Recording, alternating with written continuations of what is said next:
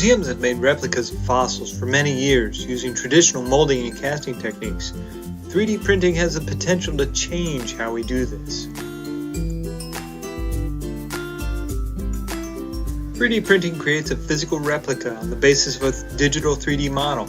At the ISM, we have a pair of consumer-grade 3D printers that print most of our 3D replicas. Both of these printers rely on a technology called fused depositional modeling. A hot extruder melts a thin stream of plastic filament in a pattern determined by the digital model.